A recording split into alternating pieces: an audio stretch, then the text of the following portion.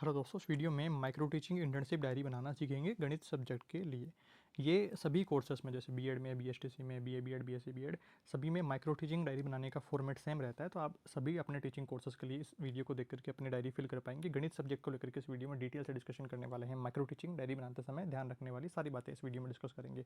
Micro teaching diary में आपको 5 से 6 घटकों के ऊपर डिस्कशन करना होता है। घटक कौन कौन से होते हैं? जैसे प्रस्तावना कौशल, प्रश्न कौशल, व्याख्या कौशल, उदाहरण कौशल, श्यामपट्ट कौशल, पुनर्वर्णन कौशल। अब ये कौशल क्या क्या होते हैं इनको भी समझने वाले हैं। पहले हम यहाँ पर कवर पेज पर क्या क्या आपको एंट्रीज करनी है उनकी बात करते हैं। तो 2025 सेशन अपना जो सेशन लेटेस्ट वो डाल देंगे आप। छात्र अध्यापक अध्यापिका का अपना नाम डाल देंगे और अनुक्रमांक अपने रोल नंबर डाल देंगे। शैक्षणिक योग्यता आपने डाल देंगे, 12th पास है या ग्रेजुएशन आपने कर रखी है वो आप मेंशन करेंगे। अपना अध्यापन जो विषय है वो गणित सब्जेक्ट को लेकर के हम इस वीडियो में डिस्कशन करने वाले हैं। और जो अध्यापन अभ्यास का विद्यालय है ये आपको अपने कॉलेज का नाम डालना है। माइक्रो टीचिंग डायरी आपको टीचिंग स्किल्स जो सिखाई गई है ना, ये माइक्रो टीचिंग डायरी 5 से 7 मिनट के लिए आपको छोटे छोटे पार्ट्स में एक एक टॉपिक पढ़ाने की स्किल्स को लेकर के ये बनवाई जाती है। तो वो आपको ध्यान रखना है। और अध्यापन अभ्यास चक्र की अवधि वगैरह आप यहाँ पर मेंशन कर सकते हैं, कॉलेज वाले बताते हैं तो, अदरवाइज खाली छोड़ सकते हैं। ये तो बात रही कवर पेज को लेकर के। अब यहाँ पर पहला पेज शुरू होता है तो उससे पहले आपको सारे पेज काउंट करने हैं। आपके जनरली कॉलेजों में ये देखने को मिलता है कि पाठ का स्वरूप पाठ प्रथम इस तरह से, और अगले पेज पर पाठ द्वितीय यहाँ पर आपको मेंशन दिखेगा। पर कई कॉलेज में जो अलग अलग फॉर्मेट के अंतर्गत, अब आप इसका अगला पेज आकर के देखेंगे ना तो ये अगले पेज पर भी प्रथम लिखा हुआ है, और उससे अगले पेज पर आएंगे तो उस पे भी यहाँ पर प्रथम लिखा हुआ है। और ये कुल 7 पेज इस डायरी में हैं। 7 पेज हैं और आगे पीछे के 14 पेज हैं। तो 7 पेज हैं मतलब 7 कौशलों के बारे में बात हो रही है। बट कौशल तो हमारे पास में 6 ही हैं, तो हम एक कौशल को 2 बार लिख देंगे। जैसे यहाँ पर प्रस्तावना कौशल को 2 बार मेंशन किया हुआ है, 2 अलग अलग टॉपिक लेकर के। और बाकी सारे कौशल जो मैंने आपको 6 कौशल बताए थे स्टार्टिंग में, तो उनको लेकर के यहाँ पर बात करी हुई है। तो हम यहाँ पर डायरी बनाना सीखेंगे। जनरली ये माइक्रो टीचिंग डायरी बनाते समय हमें आपके डायरी के सारे पेज काउंट करने होते हैं। यहाँ पर आपको जो प्रथम लिखा हुआ दिख रहा है, तो ये जो प्रथम लिखा हुआ दिख रहा है तो अगले पेज पर आपको द्वितीय लिखा हुआ दिखेगा, फिर उसके अगले पेज पर आपको प्रथम लिखा हुआ दिखेगा। और बाकी सारे जो एंट्रीज हैं, बाकी सारी एंट्रीज आपको सेम सारे पेज पर दिखने वाली है। ये फर्स्ट पेज हो गया, इसके पीछे वाला पेज इस तरीके का आपको दिखेगा। तो ये सारी आपको पहले से काउंट कर लेनी है कि आपके डायरी में कितने पेज हैं।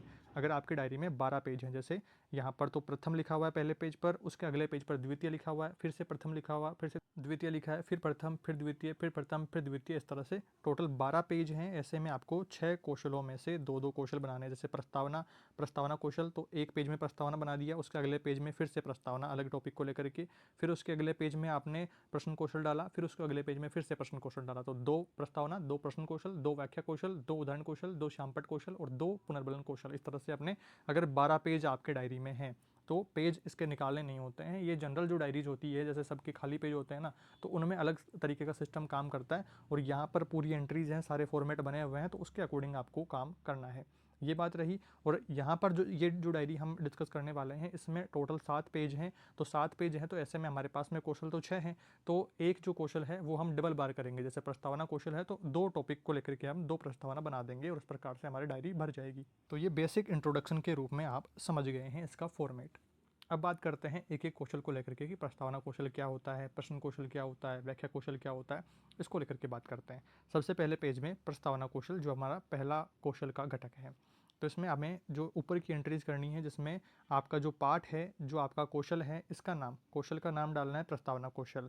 और आगे सब्जेक्ट अपना गणित यहाँ पर डाल देना है। कक्षा 7 के लिए हम बना रहे हैं। आप 5वीं 6ठी 7वीं जो भी आप आपकी पसंद से चूज कर लेंगे। जैसे फर्स्ट ईयर वाले हैं तो कोशिश करिएगा कि आप 5वीं तक की स्कूल ही चूज करें, और अगर आप सेकंड ईयर में हैं तो 8वीं तक के ले सकते हैं। बीएड वाले हैं तो 10वीं तक भी ले सकते हैं। तो अपनी स्ट्रीम के अनुसार आप क्लास चूज कर लेंगे और उसके अनुसार ही टॉपिक लेंगे।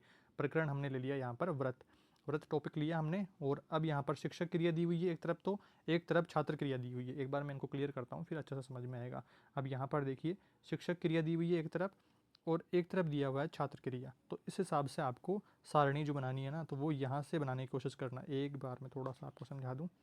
इस प्रकार से आप अपनी जो सारणी है इसे थोड़ा सा इस तरह से डिजाइन करने की कोशिश करेंगे कि आपको ये जो छात्र अध्यापिका क्रिया है, छात्र क्रिया है, ये दोबारा लिखने की ज़रूरत नहीं है। यहाँ पर ही लिखा हुआ है शिक्षक क्रिया और छात्र क्रिया, तो इसी को आप काट करके इधर मेंशन कर देंगे। और जो यहाँ का टाइम है इसका, तो वो भी यहाँ पर लेफ्ट साइड आप देख रहे हैं, तो यहाँ पर मेंशन किया हुआ है 5 से 7 मिनट। तो माइक्रो टीचिंग का एक जो कौशल रहता है उसका समय रहता है अधिकतम 5 से 7 मिनट के लिए ही। ये बात रही। अब सीखते हैं प्रस्तावना कौशल किस प्रकार से बनाया जाता है। प्रस्तावना कौशल में जनरली हमें 5 या फिर 4 प्रश्न पूछने होते हैं और जो अंतिम प्रश्न रहता है, जैसे यहाँ पर 5 प्रश्नों को लेकर के प्रस्तावना कौशल बनाया गया है, तो जो 5वां प्रश्न रहता है, 5वें प्रश्न में हमें समस्यात्मक प्रश्न लाना होता है और सारे प्रश्न एक दूसरे से संबंधित होने चाहिए। और जो स्टार्टिंग के प्रश्न हैं वो जनरल बच्चों के पूर्व ज्ञान से संबंधित, जैसे जैसे जैसे यहाँ पर क्या मेंशन किया हुआ है, पहला प्रश्न क्या है कि हम एक स्थान से दूसरे स्थान पर कैसे जाते हैं। तो कार से या बस से या साइकिल से, तो यातायात के साधनों से हम जाते हैं। तो कार, बस आदि को हम क्या कहते हैं, तो बच्चों ने बताया कि यातायात के साधन इसे कहते हैं। अगला तीसरा प्रश्न, यह सभी यातायात के साधन किसकी सहायता से चलते हैं। तो पहिए की सहायता से चलते हैं। पहिए का आकार कैसा होता है, तो पहिए का आकार वृत्त के आकार के समान होता है, वृत्त के आकार का होता है। व्रत के बारे में आप क्या जानते हैं। थोड़ा सा प्रश्न हार्ड पूछना है आपको, जैसे 7वीं क्लास को लेकर के ये बना हुआ है, तो व्रत के बारे में तो बच्चों को जनरली पता ही होगा। व्रत का फॉर्मूला पूछ लिया आपने, तो फॉर्मूला आप पूछेंगे तो ठीक रहेगा। तो फॉर्मूला आपने पूछा है और फिर समस्यात्मक प्रश्न यहाँ से आ गया है। समस्यात्मक प्रश्न आ गया मतलब अब हमें व्रत के बारे में डिस्कशन करना है। और आपको प्रस्तावना जो कौशल आपने किया है उसके जस्ट नीचे यहाँ पर आपको उद्देश्य कथन भी मेंशन करना है। उद्देश्य कथन में यहाँ पर क्या डालना है कि अच्छा बच्चों, आज हम व्रत के बारे में विस्तार पूर्वक अध्ययन करेंगे। इस तरह से हमारा ये एक कौशल कंप्लीट हो गया है। प्रस्तावना कौशल का पहला घटक हमने कंप्लीट कर दिया है। और यहाँ पर जो इसके पीछे वाला पेज है, इसमें ज़्यादा कुछ आपको एंट्रीज नहीं करनी है। यहाँ पर ऊपर की एंट्रीज में आपको मैडम या जो सर हैं आपके कॉलेज के, तो वो अपना यहाँ पर फीडबैक देंगे यहाँ पर। और उसके बाद में यहाँ पर बात आती है, 5 बिंदु आपको मेंशन करने हैं। पूर्व ज्ञान का उपयोग किया गया, छात्रों के उत्तरों का उपयोग किया गया और तारतम्यता रखी गई सभी प्रश्नों में, उपयुक्त अवधि सीमा का ध्यान रखा गया और सहायक उपकरण व साधनों का भी उपयोग किया गया। तो इस तरह से ये 5 बिंदु यहाँ मेंशन करेंगे। बाकी आपको कोई भी एंट्रीज नहीं करनी है, सारा खाली छोड़ देना है। सिग्नेचर वगैरह अपने को नहीं करने हैं, ये कॉलेज का काम उधर है। उसके बाद में अगला पेज जो आता है, तो यहाँ पर फिर से पाठ का स्वरूप पाठ प्रथम ही डाला हुआ है। सारे पेज में यहाँ पर प्रथम ही डाला हुआ है, इसका मतलब हमें एक एक कौशल ही करना है। बट यहाँ पर 7 पेज हैं और हमारे पास में कौशल 6 होते हैं, तो हमें यहाँ पर एक प्रस्तावना कौशल हमने एक बार फिर से कर दिया है, 2 बार कर दिया है। तो आयत का परिमाप टॉपिक लेकर के, जो कि 5 से 7 मिनट के लिए टाइम मेंशन कर देंगे। गणित शिक्षण डाल देंगे, कक्षा 7 के लिए डाल देंगे और शिक्षण क्रिया और छात्र क्रिया में यहाँ पर सारणी इस प्रकार से बना देंगे। अब यहाँ पर भी सेम अभी वाले प्रस्तावना कौशल की तरह ही 5 प्रश्न पूछने हैं, जिसमें 5वां प्रश्न समस्यात्मक लाना है। और जो स्टार्टिंग करनी है वो बच्चों के पूर्व ज्ञान से संबंधित 4 रेखाखंडों से घिरी हुई आकृति को क्या कहते हैं, तो चतुर्भुज कहते हैं। चतुर्भुज जिसकी विपरीत भुजाएं समान लंबाई की हो तो वो आयत कहलाता है। आमने सामने भुजाएं समान लंबाई की हो इस प्रकार से। और आयत का प्रत्येक कोण का मान कितना होता है, तो 90 डिग्री का होता है। और चौथा प्रश्न क्या है कि आयत की बाहरी चारों भुजाओं की लंबाई का योग क्या होता है, तो आयत का परिमाप कहलाता है।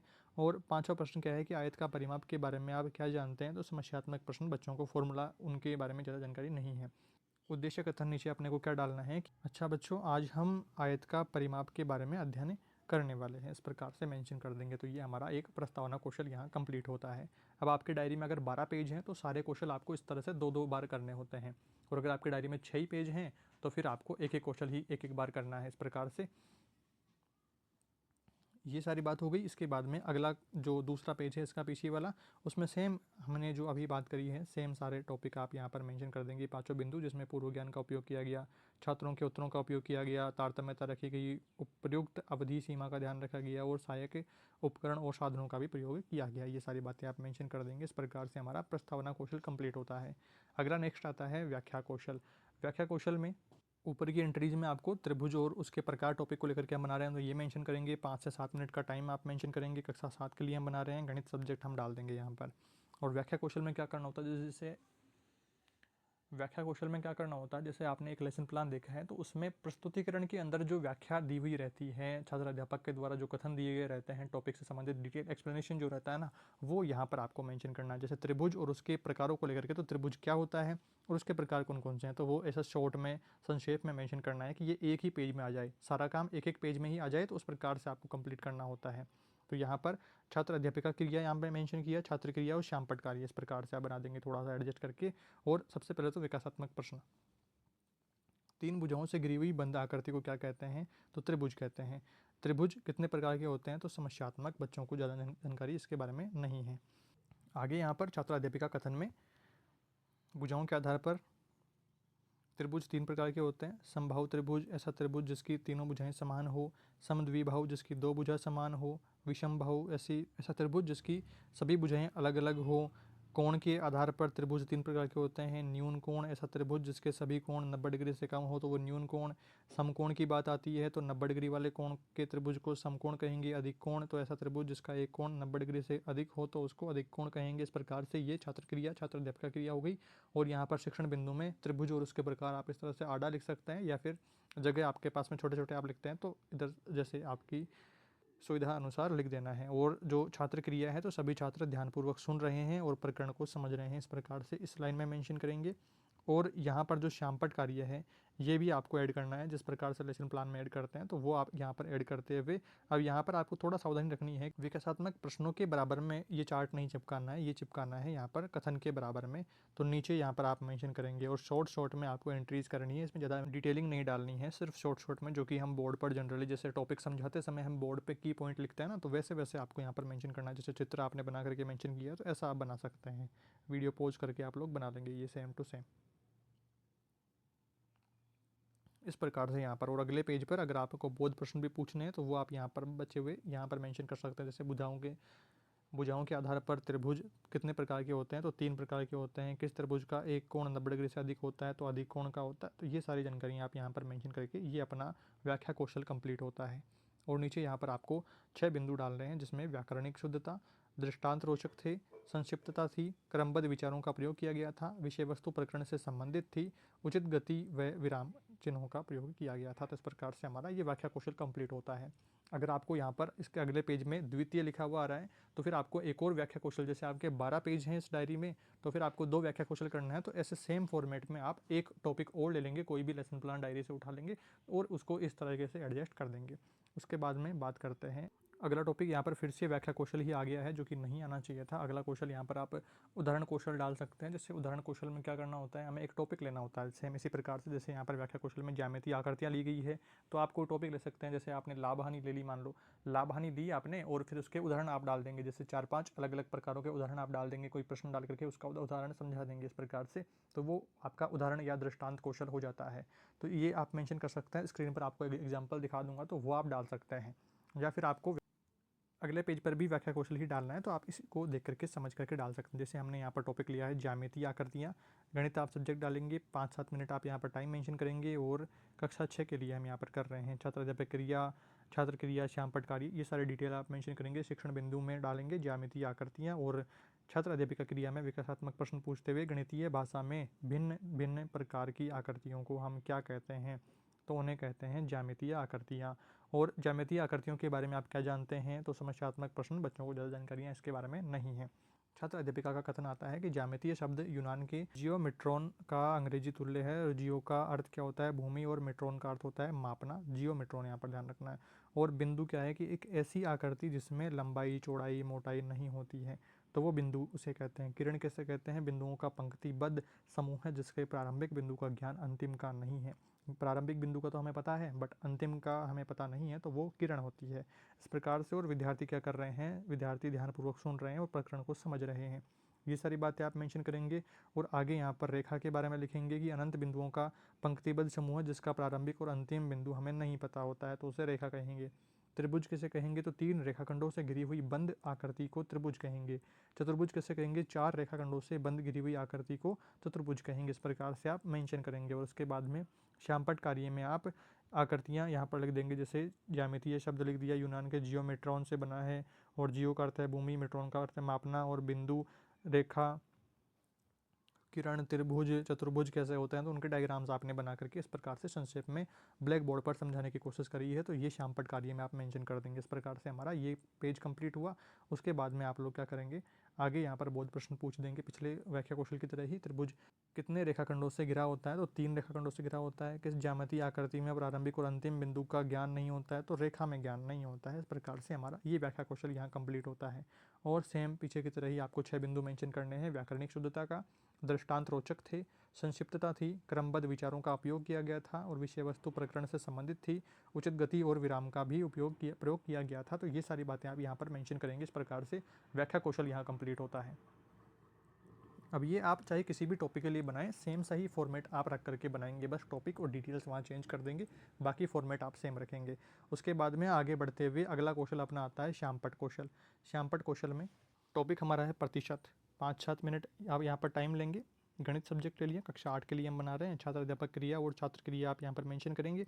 उसके बाद से श्यामपट्ट कार्य का मतलब है कि जैसे प्रतिशत है तो प्रतिशत के शॉर्ट नोट्स टाइप आप यहाँ पर श्यामपट्ट चिपका करके, ब्लैक चार्ट चिपका करके और इसके ऊपर मेंशन करेंगे। जैसे प्रतिशत हमने डाला, प्रतिशत प्रति प्लस शत, तो प्रतिशत प्रति, प्रत्येक, शत, शो, अर्थात प्रतिशत का अर्थ क्या है, प्रति सैकड़ा, प्रत्येक का चिन्ह प्रतिशत से, प्रतिशत का चिन्ह ये वाला चिन्ह डाल देंगे आप। प्रतिशत इस प्रकार का भिन्न है जिसमें हर के स्थान पर हमेशा 100 आता है। उदाहरण आप डाल करके एग्जाम्पल भी बता देंगे इस प्रकार से। और भिन्न को प्रतिशत में बदलने के लिए 100 से गुणा करते हैं और आवश्यक गणना करें तथा प्राप्त व्यंजक में प्रतिशत का चिन्ह लगाइए।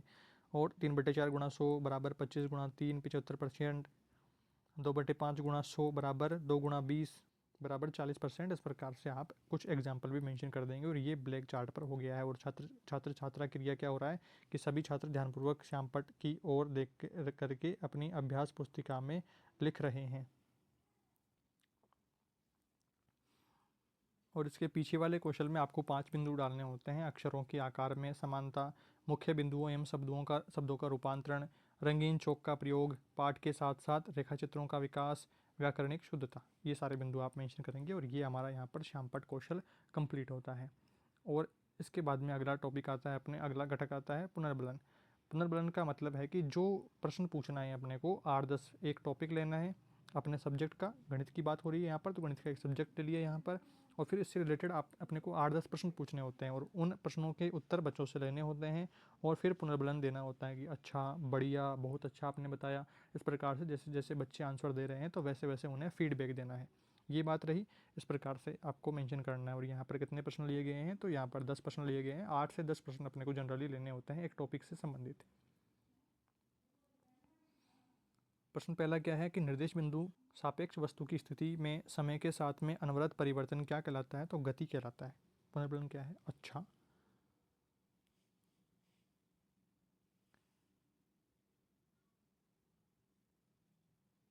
पुनर्बलन क्या दिया गया, अच्छा। छात्र अध्यापिका द्वारा पुनर्बलन क्या दिया गया, अच्छा। दूसरा प्रश्न, यदि वस्तु एक सरल रेखा की अनुदिश गति करती है तो वह कौन सी गति कहलाती है, सरल रेखीय गति कहलाती है, ऐसा छात्र छात्राओं ने जवाब दिया और पुनर्बलन दिया गया, बढ़िया। उसके बाद में तीसरा प्रश्न, सरल रेखीय गति का कोई एक उदाहरण दीजिए, तो किसी लंबे पाइप में गेंद की गति। पुनर्बलन दिया गया, बहुत अच्छा। उसके बाद में चौथा प्रश्न, वर्ताकार पथ पर गतिशील कण की गति क्या कहलाती है, वृत्तीय गति, और वाह पुनर्बलन दिया गया। प्रश्न 5, पेंडुलम वाली घड़ी में पेंडुलम कौन सी गति करता है, तो दोलनी गति करता है। इसका पुनर्बलन क्या दिया गया, शाबाश। प्रश्न 6, समय के साथ में वस्तु की स्थिति का नहीं बदलना, वस्तु की स्थिति का नहीं बदलना क्या कहलाता है, तो विराम अवस्था की स्थिति कहलाती है। तो पुनर्बलन दिया गया, बहुत बढ़िया। उसके बाद में सातवां प्रश्न, सामान्य जीवन में गति के उदाहरण क्या हैं, तो सड़क पर चलने वाली कार, दौड़ता बालक, इस प्रकार के उदाहरण आप दे देंगे गति के नियम, अच्छा। गति का सूत्र, गति बराबर दूरी बटा समय, तो बहुत अच्छा। प्रश्न 9, औसत गति का सूत्र क्या है, औसत गति बराबर कुल दूरी बटे कुल समय, बच्चों ने जवाब दिया और पुनर्बलन दिया गया छात्र अध्यापिका द्वारा, शाबाश। 10वां प्रश्न, वेग, समय और ग्राफ का ढलान किसे दर्शाता है, तो त्वरण को दर्शाता है, तो पुनर्बलन दिया गया, बढ़िया। इस प्रकार से हमारा ये प्रश्न कौशल रहता है जिसमें हमें टॉपिक से संबंधित 8-10 प्रश्न पूछने होते हैं और फीडबैक देना होता है बच्चों के जो भी आंसर आ रहे हैं उनसे रिलेटेड। इसके पीछे वाले पेज पर जो आपको चीज़ें मेंशन करनी है, जो बातें मेंशन करनी है, वो यहाँ पर मेंशन करना है 6 बिंदु, 5 बिंदु। मौखिक स्वीकृति, सकारात्मक अशाब्दिक संकेत, सकारात्मक शाब्दिक संकेत, नकारात्मक शाब्दिक प्रबलन और नकारात्मक अशाब्दिक प्रबलन, ये सारी बातें मेंशन करनी है यहाँ पर, बाकी कुछ भी एंट्रीज नहीं करनी है। इसके बाद में आगे बढ़ते हैं, अगला कौशल अपना आता है प्रश्न कौशल। प्रश्न कौशल में टॉपिक हमने लिया है पूर्ण संख्या, बाकी entries same as it is रहने वाली है। 5 से 7 मिनट टाइम लग गया, क्लास ले लिया और यहाँ पर गणित सब्जेक्ट ले लिया। प्रश्न कौशल में हमें क्या करना होता है, टॉपिक से संबंधित हमें 8-10 प्रश्न पूछने होते हैं और उनके जवाब देने होते हैं, सिंपल। प्रश्न कौशल और पुनर्बलन कौशल सेम सा ही रहता है। पुनर्बलन कौशल में तो हमें फीडबैक भी देना होता है, जबकि प्रश्न कौशल में सिर्फ हमें प्रश्न पूछना है और बच्चों से आंसर लेने हैं, इस प्रकार से। तो ये 8-10 प्रश्न पूछने होते हैं। जैसे प्रश्न ये क्या है, पूर्ण संख्या किसे कहते हैं, तो प्राकृत संख्या शून्य के साथ मिलकर के पूर्ण संख्या बनती है। सबसे छोटी पूर्ण संख्या कौन सी है, तो 0, 0। सबसे बड़ी पूर्ण संख्या कौन सी है, अपरिभाषित।